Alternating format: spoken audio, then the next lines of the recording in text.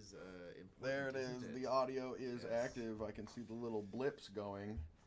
And with that, that means that we are currently live on Twitch. Hello and welcome to Max and Ben Save the World, a men's mental health podcast. I'm Ben. Hi, Max. We're so glad you're here. Yeah, we're glad to have you. Today's topic is how to be a good man socially. We've been going through the aspects of health, at least a made-up list of 5 that we decided sound really good. Yes. Before we started this season. Mental, physical, spiritual, and now social health. Yeah. Culminating in our final episode, which will be about holistic health, viewing the whole person. With that said, we're very glad that you're here. Both Max and I are licensed therapists in our home state. However, because of that, we want to recognize right away at the start that this isn't a replacement for therapy. We're absolutely advocates for therapy and think that you should go. It's a wonderful place to get to know yourself, your own goals, and to focus on your own future. However, this is meant to be a place where 2 people that happen to be therapists talk about mental health and men's mental health and focus on conversations that we think will be helpful to you listeners. And so we hope that whatever we say today is inclusive and inviting enough that people from all sides of political spectrums, belief systems, social statuses can come together. And we encourage you, if you find that you hear some things that are maybe more difficult to wrestle with in our podcast, that you stick along with us. We are glad to have you here, and we would be open to hearing feedback as well as having a dialogue with people that are earnestly engaging with us in the attempt at becoming the best version of ourselves that we can be. With that said, Max, I think that you have a recognition. Yeah, for our recognition today, we would like to recognize all victims of gun violence in the United States. Over the past many months, there's been a lot of deaths that I think we both feel are very unnecessary. And we just want to offer our condolences and really hoping that things are going to get better in terms of that. So we're going to offer just a few moments of silence, and then we'll get back to the podcast. Thank you.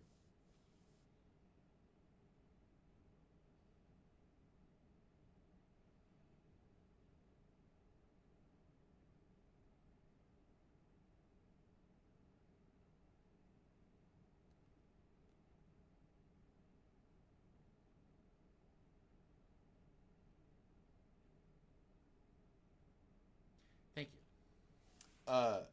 Let's jump into today's topic. We're talking about social well-being. And so I want to be the typical podcasters and get out right away. You know, old man yells at cloud. The third spaces are gone.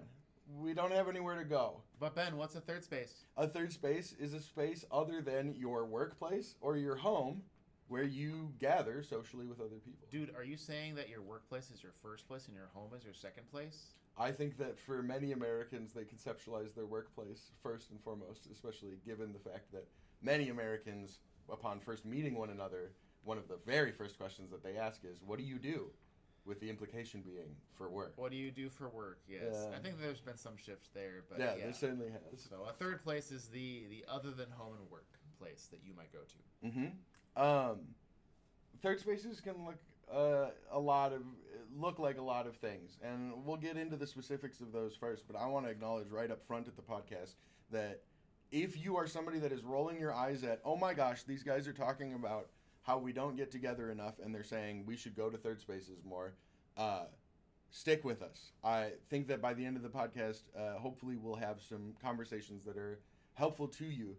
And I think I want to establish my reasoning a bit for why we're talking about social health in the order that we're going in. And that a little bit is the idea that I think coming from a therapy mindset, I'm approaching in a lot of ways the conversations that we have on this podcast from the perspective that our listeners are by themselves. They're, most likely, at least when I listen to podcasts, I'm in the car or I'm, working on a project or something on my computer and I've got it going on in the background, or I'm painting something and I'm listening to it. And for me, and I think a lot of people, podcasts are individual experiences. And so from a pragmatic lens, as somebody that wants to be as helpful as they can be, I think that laying out the idea that we need social spaces, places that are beyond just our place of vocation or work and our home for us to be as socially rounded as we can.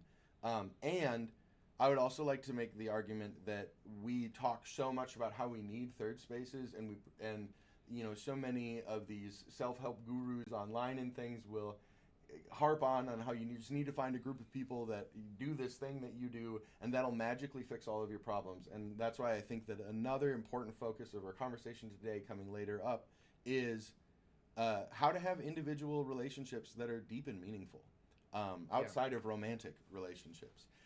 With that being said, I think that we will get to a quote from Steve Jobs later. But one that I encountered this week was this notion that Steve Jobs and many others have had. You can find quotes from all sorts of these successful CEOs, which again, in our American culture, we tend to place on these pedestals in places where their mouthpieces are amplified, and we can hear their perspectives on success, right? There's all sorts to that.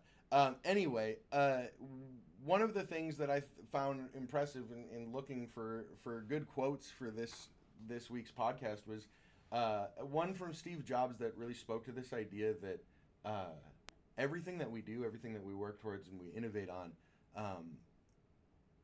and we produce comes from the traditions of other people. We're standing on the shoulders of others in so many different ways. And one of the things that I would say from like a humanist perspective is that's one of the things, this idea of collective knowledge and the ability to pass it along to other people, especially outside of family groups, is one of the things that separates human beings as a sentient thing, right? We don't quite have a fully working definition scientifically or philosophically of what it is to be conscious and sentient.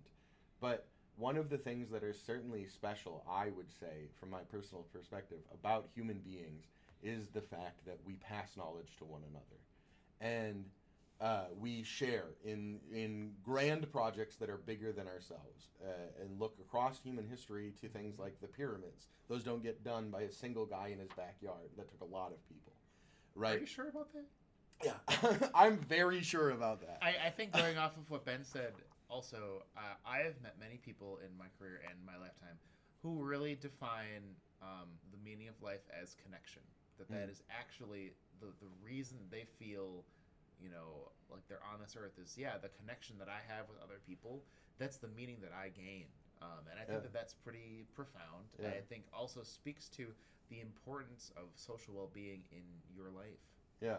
And I think to speak to that a little bit and to go into your tangent with you a bit, or to take a tangent from you, is that I think that there's some level of truly that is one of the meanings of life that I can really get behind. And I think that is because in so many ways, I think that especially as I pursue artistic pursuits individually myself, I find so often, I run into that, I think, it's often attributed to Shakespeare, but I'm pretty sure he never said it. But this idea that there's no new stories. They've already been told. You can't come up with a new story to write. You won't paint a new painting. Everything has been done before.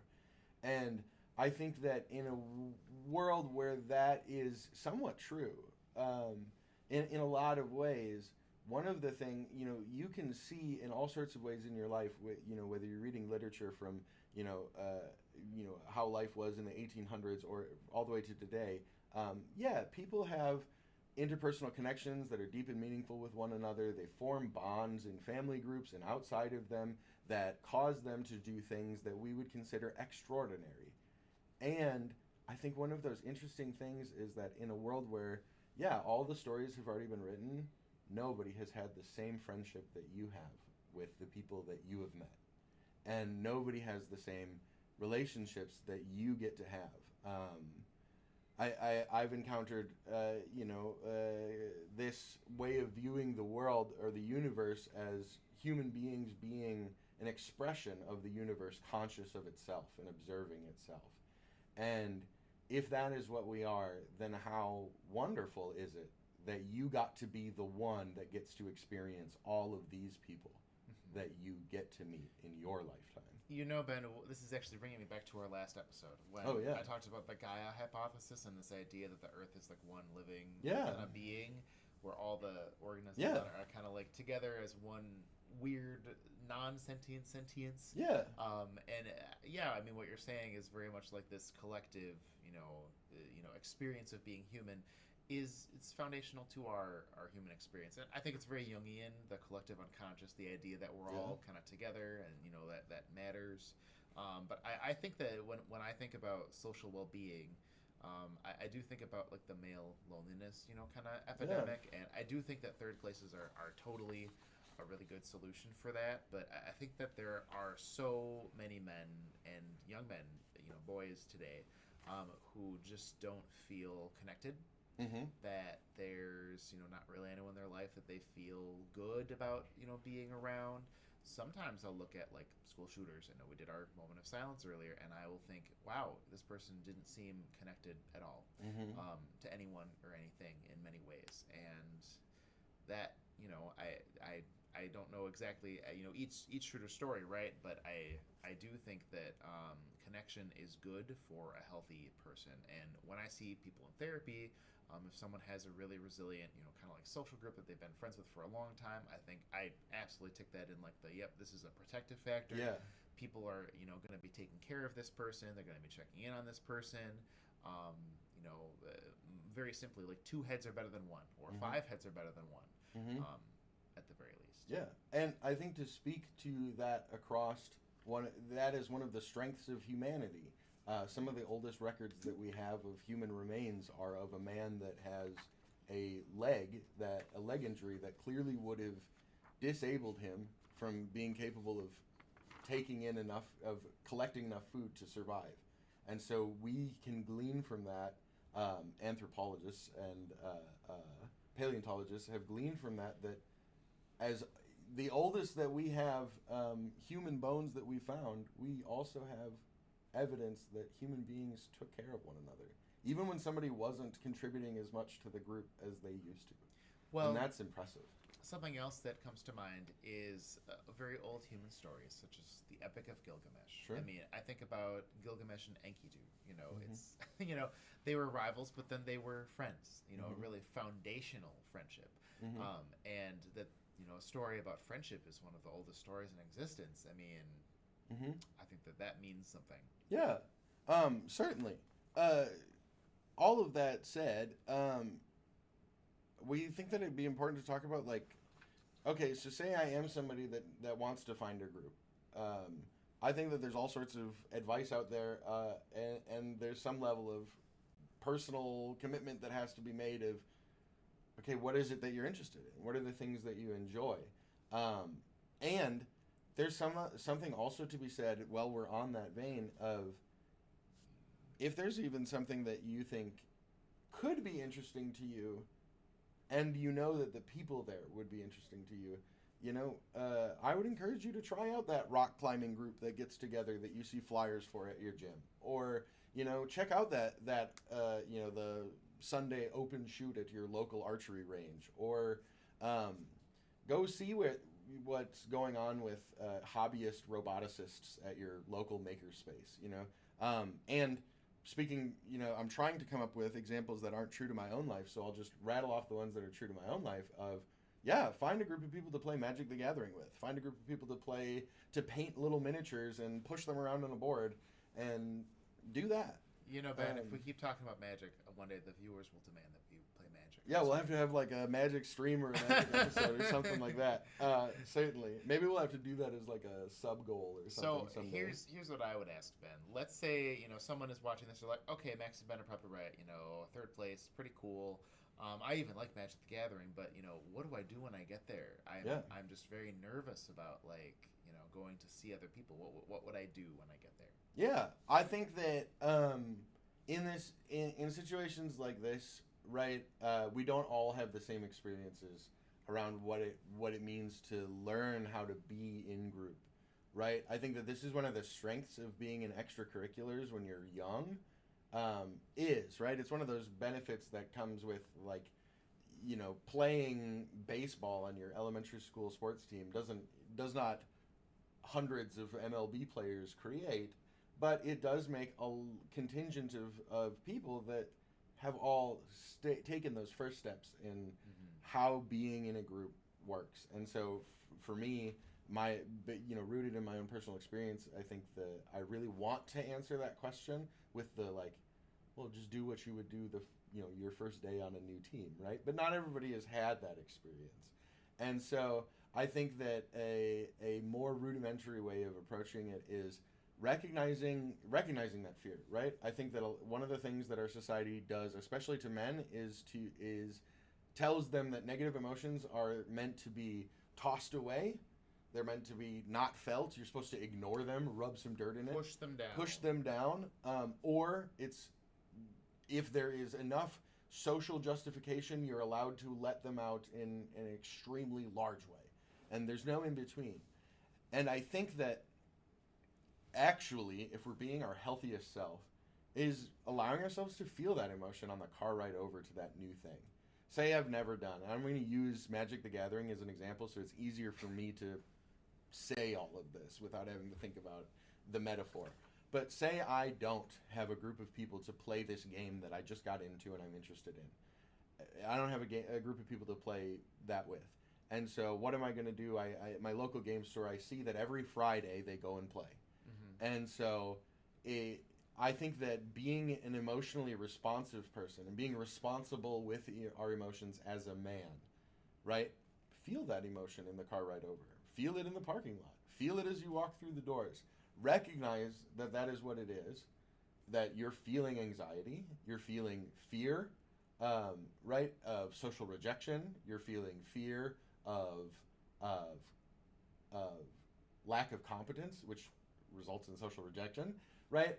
And I think in a lot of ways, I'm actually trying hard to conceptualize. I would love to empathize further if there's other examples that somebody has that I haven't thought of. But to me, I think the biggest, scariest part of that is social rejection. And so just recognizing that, whoa, I'm feeling big things about that. And to me, I think that one of the things, I'm trying to remember what modality of therapy I'm even drawing from, but I'm sure it's one of the 3-letter ones that ends in a T that says... Isn't that all of them? Isn't that all of them? There's ones that are 4 letters and don't end in T that are really popular right now, EMDR. I'm sorry, it's but yes, most of them. It's a DBT. There are quite CBT. A few 3-letter and in T modalities. But anyway, also important to recognize when we're feeling those feelings and you say, okay, I'm recognizing them. What do I do with that? Is telling yourself that you can be wrong. Your brain doesn't have to be correct that it's worth being this scared. Yeah. Right? And you could be wrong. And just admitting to oneself, I find for me, as a more logical thinker, right, I tend to really want to lean on this, and I think that there's a double edge to that sword. I'll also say, without going too far, that you also can't logic yourself out of a panic attack. I know from personal experience, right? You can tell yourself all you want, the repeated mantra in your head. You're not going to just suddenly die. Nothing bad is going to happen. Right? You can rationalize all you want that there isn't actually a lion running after you when your boss sends you an email. And part of just accepting those emotions is just accepting that you do feel those. And whether you understand where they're coming from or not, man, it sucks. I don't like feeling it right now. And it's an okay thing to feel. Obviously, when you are having a panic attack, there's ways you can ground yourself. Mm-hmm. Just absolutely. Focusing on what each of your senses are seeing and such. Maybe continuing conversation with someone. Mm-hmm. Yes, go on. Anyway, I think that we'll find as we go through the rest of what we're going to talk about here with how to be a good member of a group. One of those protective factors for oneself around feeling that social anxiety is having that congruence of self. Now, I'm pretty sure that is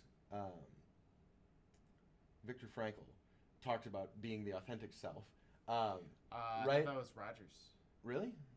I could have sworn it was Viktor Frankl's authenticity. Well, I think authenticity comes up a lot. But I think that I'm drawing from Viktor Frankl's conversations on authenticity when I say that if you are going with the intent of being a good member of the group, it's easier for you to not be afraid of the social ramifications of screwing up because you're trying your best. And if you're going in with the genuine desire to treat everyone else like they're trying their best, they're more likely to treat you like you're trying your best. And not knowing where you're supposed to set your dice, or not knowing, where's the socially acceptable place to put down my playmat, is more acceptable in a group of people to someone when someone is being earnest in their attempt to recognize that the purpose of the group, oftentimes, like for these third spaces, like if we're going to get together to play a game, is for everyone to have fun. Mm-hmm. Right? That doesn't necessarily always mean for me to win. Right? Everyone having fun means something slightly different than that. And of course, there's a lot of times that guys get competitive. And maybe they haven't made a lot of friends. They go to an event and they want to win. And, winning is fun. I think that being honest, accurate, and fair and authentic when you come to a new social gathering is minimum just like, hey, you're probably going to make some friends. People will think that you're a decent person. Yeah. And, that's a lot to ask for now these days, it seems. And I think organically, to just put a pin in a through line that we can go to the second half of this conversation, is if you're interested in that, like, say, like Magic the Gathering is a good example, but there are many like this. Archery, was one that I just mentioned before. Gym, whatever. You start going to this group and you find other people that also enjoy trying to win and trying to be their best. Those tend to be the people, to make a Dragon Ball Z metaphor, those are often where you're going to find the Gokus and Vegetas, the Gokus to your Vegetas, to use an Old Testament metaphor, where the iron will sharpen the iron, in that the best you, right, if you're going to get good at this thing that we're all doing together, is going to have the genuine pursuit of finding other like-minded individuals who will train as hard as they can against you in an effort of being as civil and fair and friendly as possible. Because remembering, even if it's only 1%, it's still on top of everything. The relationship matters more. The friendship matters more. The pursuit of having fun and getting better together matters more than this one individual win. You'll find that that's where the best competitors are made, right? Yeah. Any skill like that is often bettered. Yeah.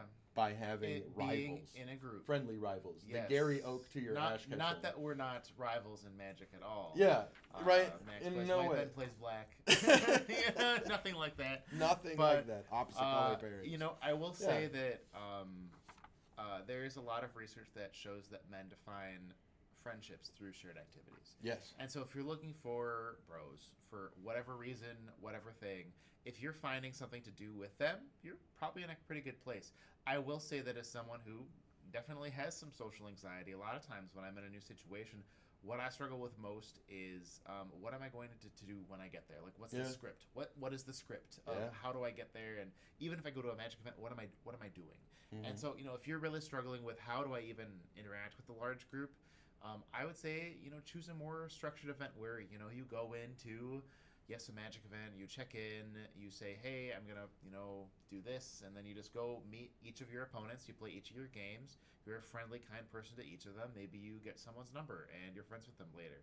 Yeah. If it's the gym, then it could be a situation where, okay, you go to the gym, you get a good workout in, you have to work in with someone, you end up chatting with them. Okay, sure, you're being a little friendly, go at the same time the next day, see the same person. Or maybe you stand next to the same person at the gym's class or whatever the next, couple of times. You're going to start talking to them. So, I mean, if you have a script for just what you're trying to do when you get into a new place, I think that is good and can make you feel a little bit more confident in what you're doing, rather than feeling like you're going into a large group where you just have to talk to someone, and that's overwhelming, like a large party. Yeah, and I think that I'm drawn to think about here. Just came to me was, and I'm going to butcher it, but it's the Dr. Seuss quote, of, you know, do what you think matters, because the people who matter won't mind, and the people who mind don't really matter anyway. Yeah. And it's close enough to what the actual quote is. Be who you are and say what you feel. Yeah. Sounds right. Yeah. I think that there's some level of, if I can speak to this, like being authentic to oneself, and I mean, if you don't want to be there for the right reasons, don't be there.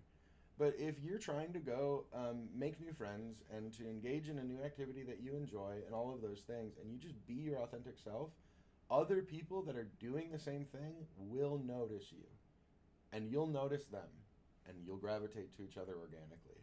And so I think that, you know, my coming from this perspective of what's something that I can say, what's something I can share on this podcast, that it would be advice for an individual. Now that I've put all of the caveats aside of, I'm assuming that you're this kind of good person and you're doing all of these things, then I would say, be the kind of person that stays after the class to help the teacher put in the chairs. Be the kind of person that helps someone else carry their load out or in. Be the one that volunteers to help set up the schedule, or to bring the primary dish for, instead of the cookies you bought at the grocery store, for the potluck. Understand that you're not always going to get the same amount back from the group that you give in. Yeah. And no one is. And so the world is made better by the people that tend to put in more than they expect to get out. And so, and I can also say from my anecdotal experience, I think that the kind of people that preach that does pay dividends back are right. They're onto something there.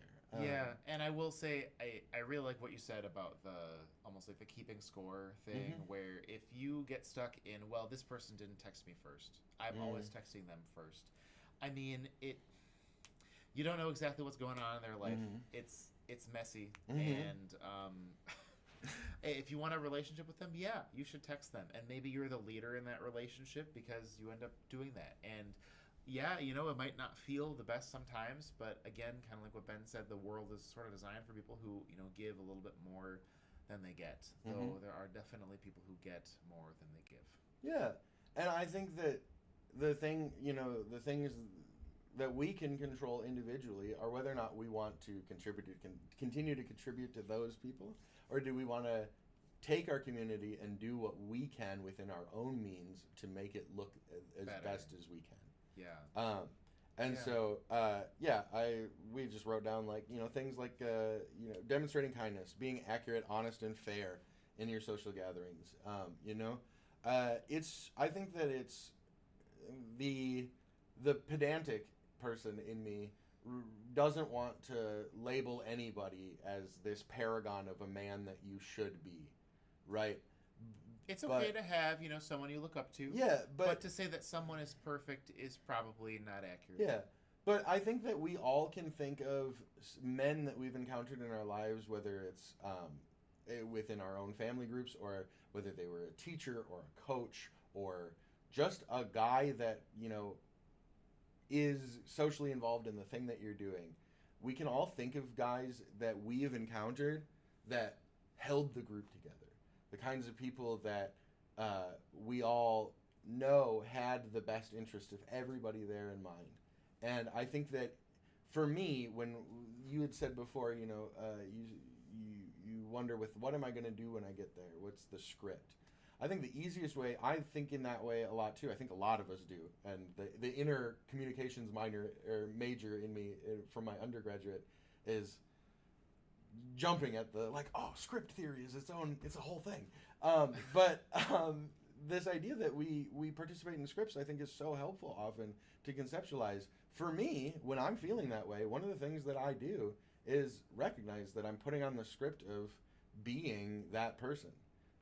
Right? I think that in a lot of ways, when I was working in the schools, I was, shout out Mr. Weber, my science teacher, my physics teacher in high school. If I didn't know what to do when a situation was moving towards like crisis or something like that, working in a group setting, if I didn't know how to respond to a young man who was sharing something emotionally that maybe I was taken aback by or something like that, being Mr. Weber was in the back of my mind, what would he have said? How would he have made me feel? And I had a few others. Shout out Mr. Gavin as well. But in a lot of ways, I think that it's, there's so many good quotes on it. But I think I trust in our audience. I think I trust in a lot of men that I encounter. All of us know a good guy. Yeah. Be like him. You know. Yeah. That's a lot of that's short advice for a lot of things. Be like him, but also be your own hero. Yeah. In a way, where you want to take the aspects of certain guys, and then also be like, you know what, I'm my own person. I have my own confidence, and that is beautiful, to be honest. Yeah, and I think that's part of the interesting thing about how beautiful humans are, as when observed as a group, is we are all of these little derivations from a template in so many different ways, and the template gets fuzzier and fuzzier as you move around and get further and further from each other, and then it gets more clear and more clear as we get hyper specific into our interest groups and our creeds and our communities. But those variations that still pop up in every single cookie that's cut out of the same cookie cutter are fascinating. Mm-hmm. Yeah. Should we move on to our Yeah. next segment? Yeah, I think so. You had wanted to share about something. Yeah, I wanted to know what happened to group therapy. Yeah, what happened to group therapy? If we had a soundboard, this would be a great time for the soundboard. Soundboard to be like, what's up with that? Like, or something. Yeah. Someday. So I guess to me, I feel like when I was in school, I had kind of thought, yeah, there's individual therapy, there's group therapy. I hadn't been to therapy yet, and I do feel like nowadays, if you say I'm going to therapy, there's no question about what you're doing. You're going to see an individual therapist to talk to that person for an hour about whatever. Yeah. That's clearly like what's going on. Yeah. So, I mean, I'm not entirely sure why that is the case. Sometimes I feel like if I'm posting about I'm looking for an individual therapist on, like a networking group, I'll get, 30 responses. But if I post about looking for a group, I might get, like 2 responses. Yeah. Which, to be fair, there's more people in a group than there are generally. But so I will say that, if you're someone with social anxiety, systematic desensitization is the concept of being gradually exposed to the thing that you're afraid of until you're not afraid of it anymore. Mm-hmm. And group therapy is a place to handle social anxiety. You go there, it's designed to be the safe space to do that. You share about your feelings. Other people say, no, you're not crazy. That's fine. I felt that way too. That happened to me. Yeah. And you move on. Yeah.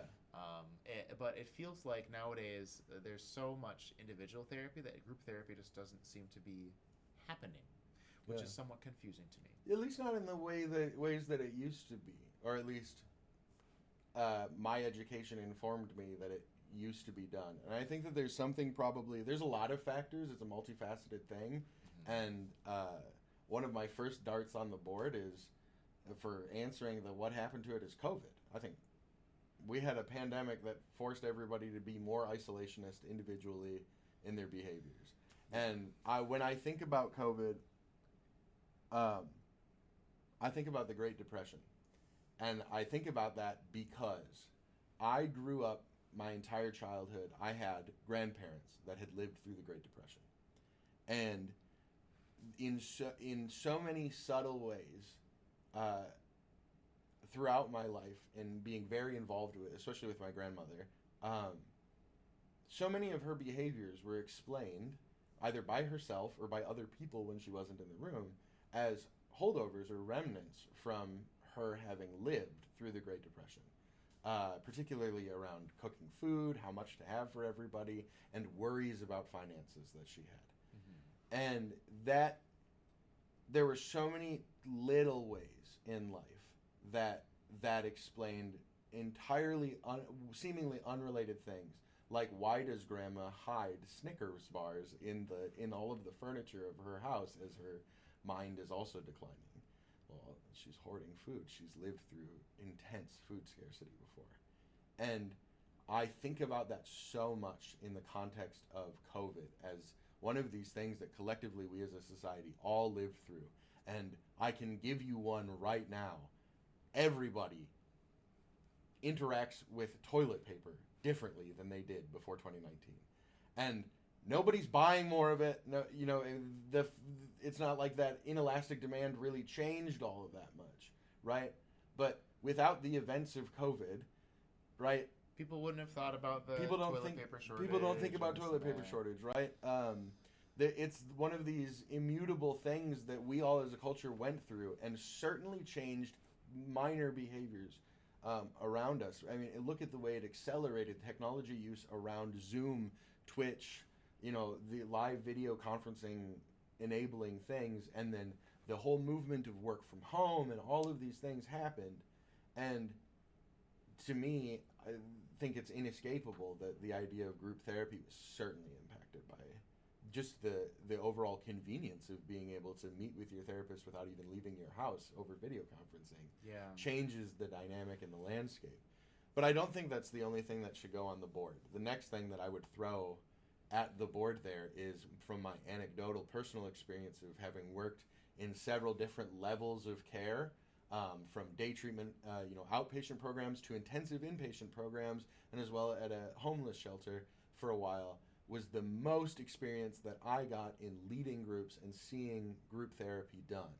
And my takeaway from that is a little bit shooting from the hip, but also informed by my education and anecdotal experience.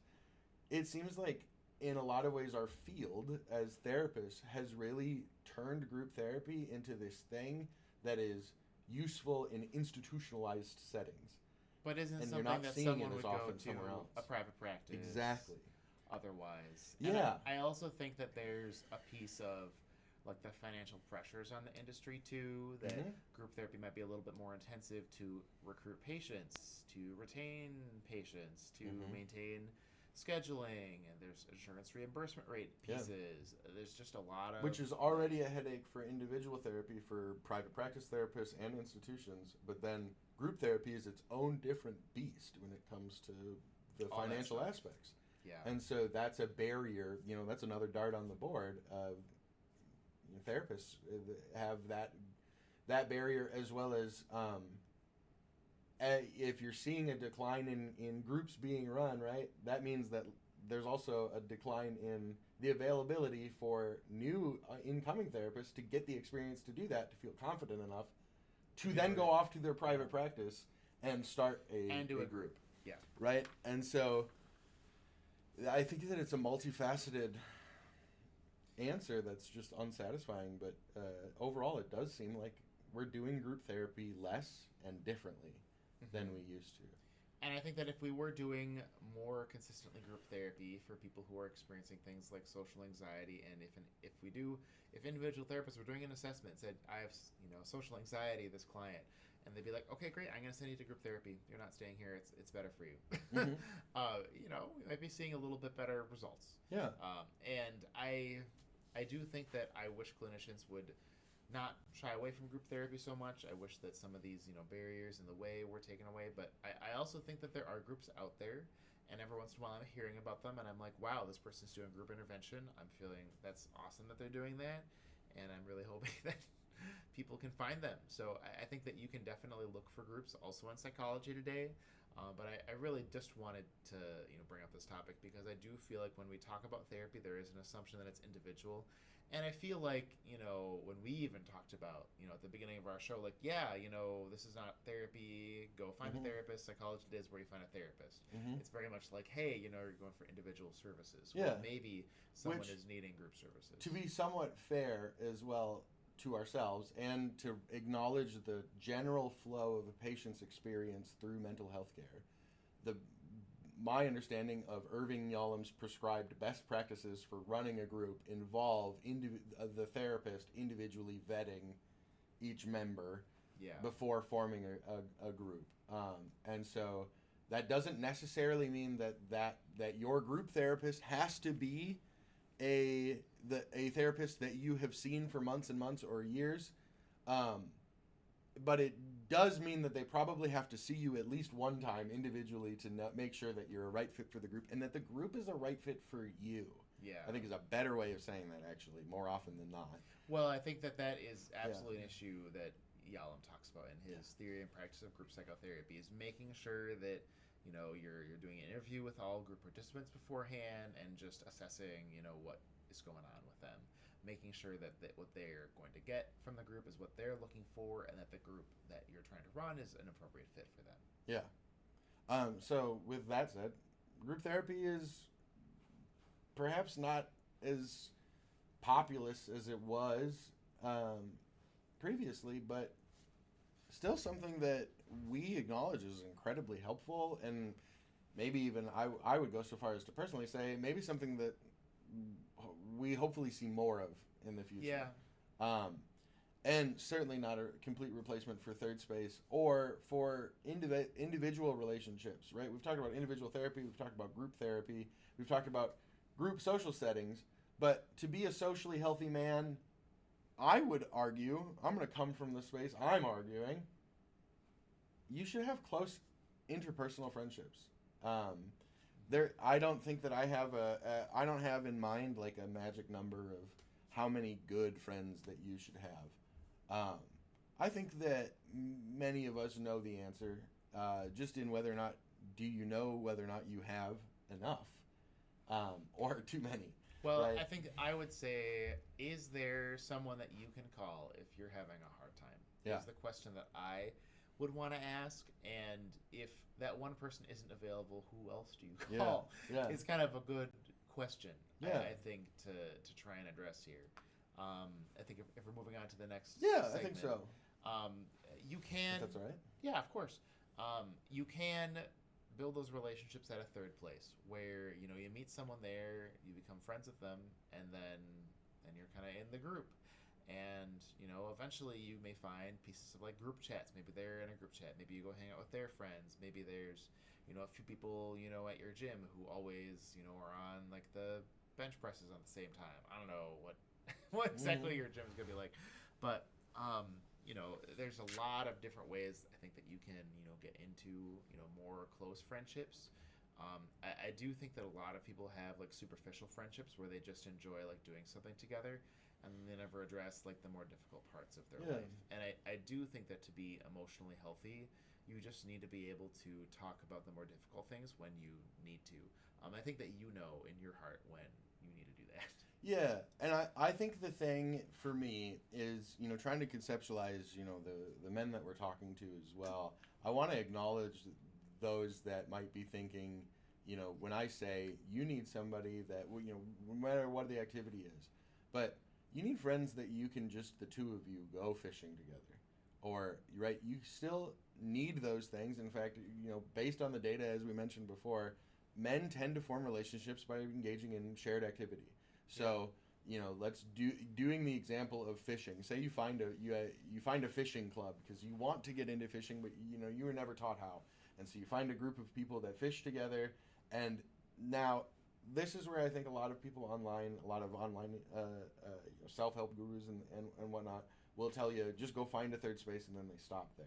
And what I think is a worthwhile suggestion is recognize the people that are there that you maybe do want to spend more time with. And so using the fishing example and seeing it all the way through, find that guy or that gal that's there that you wouldn't mind fishing, just the two of you.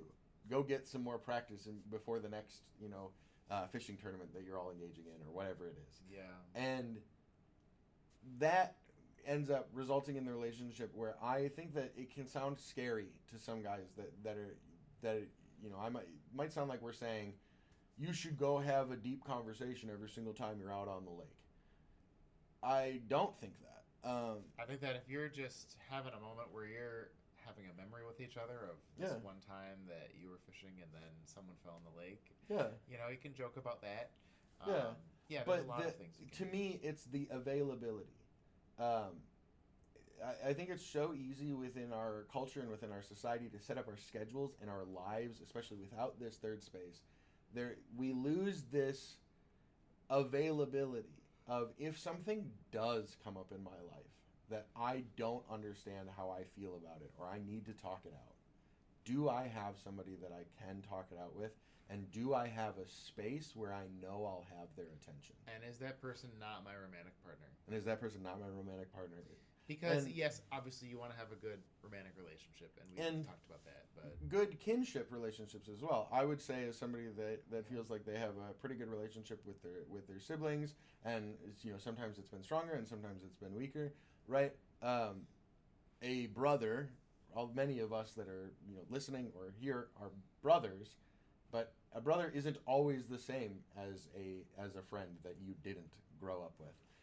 for example, what if it's family drama that's going on, Exactly. and maybe your brother is a part of it that you're in disagreement with, Yeah. and I can't imagine my brother being in that place, but I think that it's important for you to be able to have a few different places that are Yeah. independent from each other to call. Yeah. Um, And I think, as somebody who's a proponent of a healthy skepticism of authority, it's good to have multiple different places that are in different authority structures, right?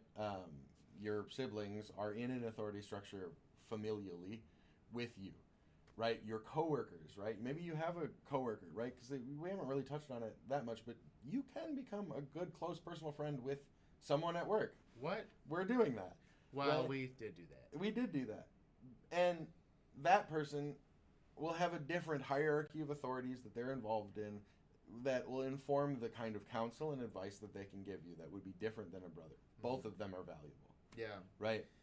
And I don't know. I feel like this is kind of building to the concept that I have of the committee. yeah, Sometimes when I talk about guys who are struggling with dating, that they need to have a committee of people to show their profile to Mhm. talk to about messages and matches and about Mhm. dates, someone to call after a date. find you a for friend that's example- good at taking pictures. Yes, absolutely. Yeah. But I think that you kind of need a committee just like for life. I mean, I was at a wedding this past weekend, and of course, there's groomsmen and bridesmaids at a wedding. And, I look at that, collection of people, and I'm like, I think that is that person's committee right there. Mhm.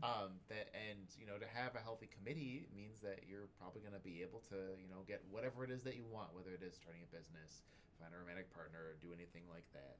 Mhm. Yeah. Yeah, I think that you want to find people that are going to be willing to share with you even when their opinion isn't comfortable. And I think that there's something to be said about the fact that we as human beings need to practice being in relationship with one another, which to me means that in order to have a good friendship and a lasting friendship and a friendship that is the kind where you can say difficult things to one another, I think that's why I think there's so much merit to this. Men form bonds by doing things together. If I can figure out how to keep my head level, and you show me that you keep your head level, and that we can keep the friendship intact while fixing a car, Yes. I think that Or- we can keep the friendship intact when you disagree with me about a career Yep. option. And we're doing Right? difficult feedback. Because I Exactly. think that today people are very emotionally avoidant. They don't Yeah. want to have difficult conversations for a variety of reasons. I think it's the most common reason. Well, I think that it's one of the most fundamental problems that I see people going through in therapy. And I think that if you have a strong social relationship, you're going to be in a situation where, you can give and take difficult feedback and not have your feelings hurt and still move on with that friendship. Yeah. And I think that a protective factor in, right, as we've said, having several close friends is important. And, from different aspects of your life and things too, they can certainly overlap. But also, it's preventative or protective for yourself that if one of those relationships does get strained, maybe sometimes that feedback was a misstep or out of bounds. Yeah. Right? You have other places. This isn't the only authority. You're not like joining a cult. This is the one guy that you're listening to, right? You have multiple voices of counsel that by practicing cultivating those relationships and watering that garden of friendships that you have into several flowers that make a bouquet, you can be confident that even if one of them isn't shining as brightly in the sun today, that the bouquet is still healthy and intact and Yeah. capable of being a fine centerpiece on your table. Yeah. Absolutely. Let's talk about the thing that we haven't talked about, and I'm just going to ram right through the door with it. Internalized homophobia in our culture, preventing men from having deep, meaningful, close relationships. It's not the only thing, for sure.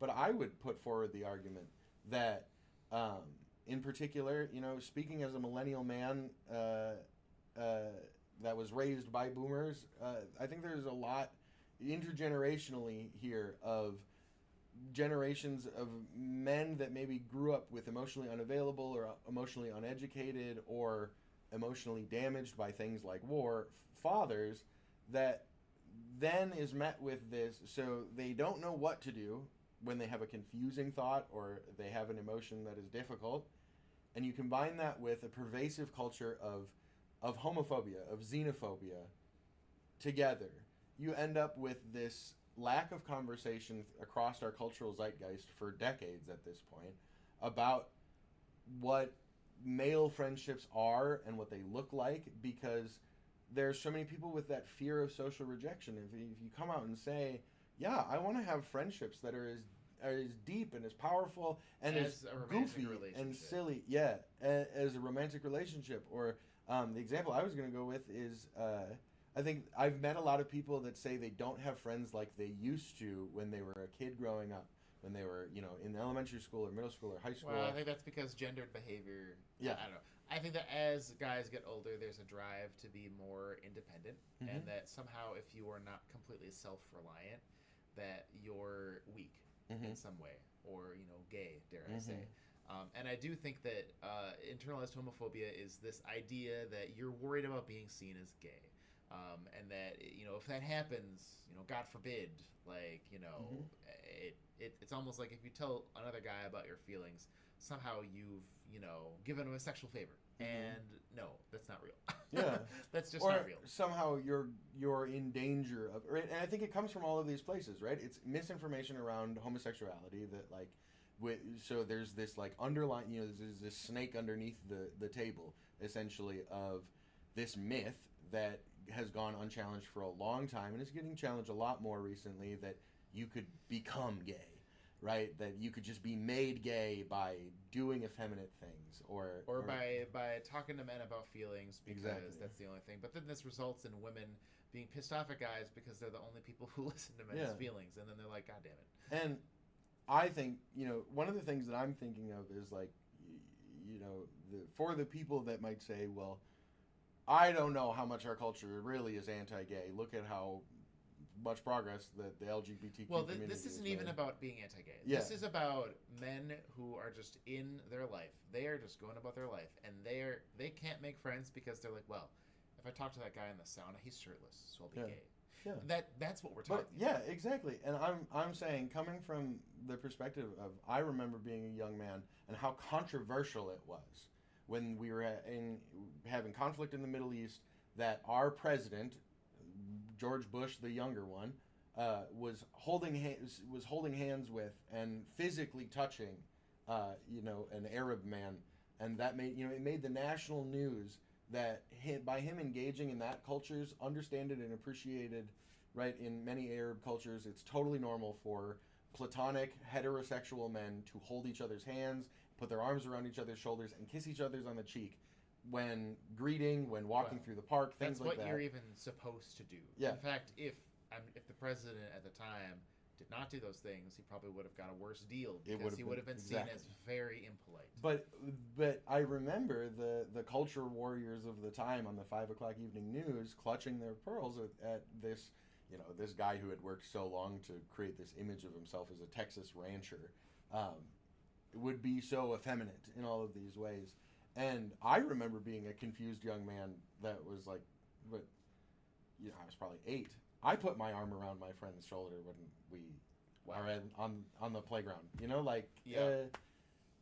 and I think that there's just this, like, I think what I'm getting at is I grieve in some ways the loss of opportunity for so many men across multiple generations, and are continuing to experience this world they couldn't have lived, like, that they're not getting to live in, because we have these weird, archaic, I would call them weird, archaic attitudes towards gender and sexuality and sexual expression and friendship and all of these things, when ultimately I think that, if something feels good and it feels right, do that thing.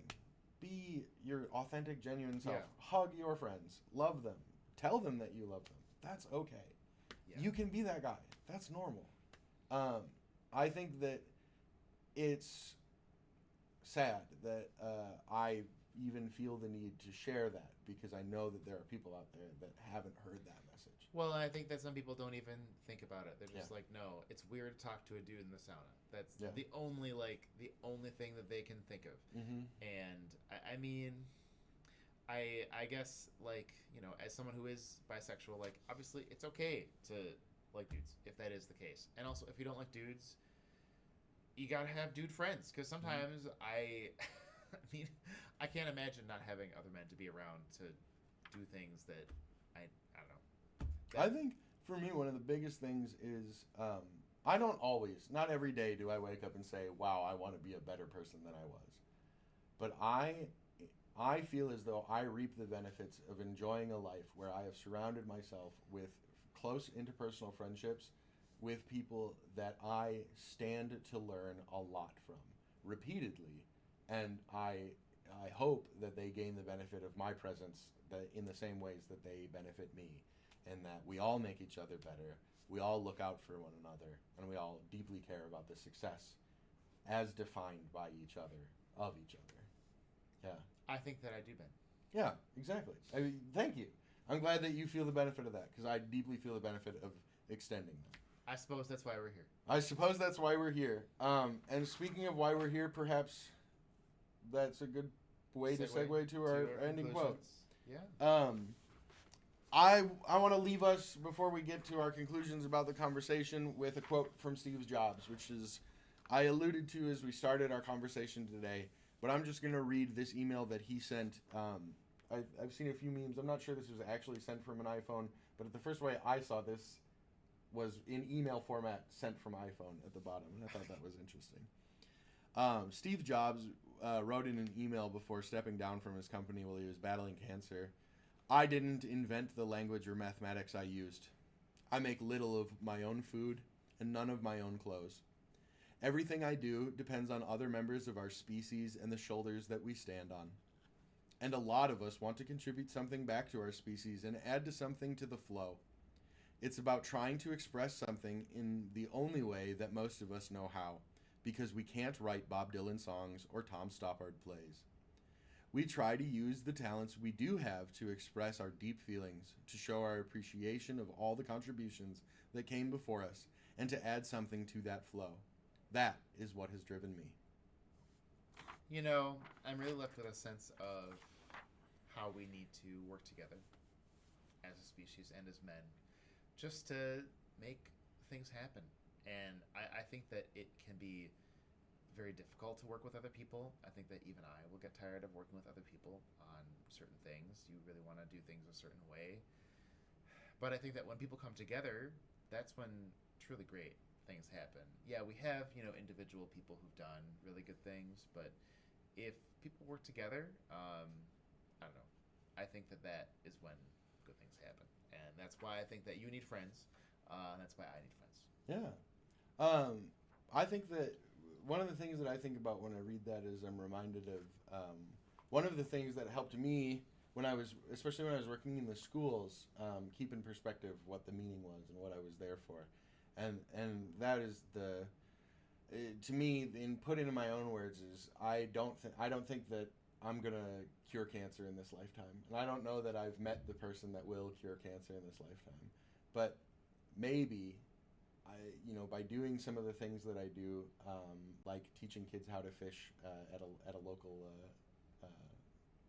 park, maybe I'll teach a young man whose son will one day grow up to cure cancer. And I might not know the ways that all of the benefit by pouring back into my community that it will spread out. But I'm generally assured in the idea that I know that from experience, the times that people have helped me has helped me more than they would ever know. And so I like to rest with the knowledge that I probably have done some good somewhere that's been helpful to somebody. I think that you have to. Yeah. You got anything else that you'd like to share? No, I think we've left it all on the table. I do as well. So hopefully you find yourselves a table to get around and to talk about social health And certainly leave comments below if you're encountering this on YouTube. Otherwise, we'll be running a rerun of this episode again next week. Find us again in 2 weeks. At noon, our new time. Our new time at noon, where we will have essentially a summation of this whole season. Hope to see you there. Thanks very much for watching. Have a great day. If you or someone you know is in crisis, don't forget to call 988. Did I forget anything else? No, I don't This think episode has been brought to you by the letter Q.